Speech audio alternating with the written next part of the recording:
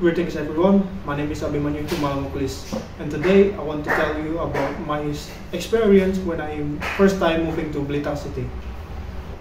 4 months ago, I made a decision that I must move to Blitar City. Back then, I thought it was a bad decision in my life, but I realized it was my best decision in my life. Because after I moved to Blitar City, I gained many experience in here. I immediately feel the old town vibes here. There are so many old buildings here that are well maintained here. As I explored this city, I really enjoyed every place that I visit, like Kebon Rojo, Alun-Alun Kota Blitar, and my favorite one is Tambak Rojo. I really love the calm environment here. The people here are so nice and friendly.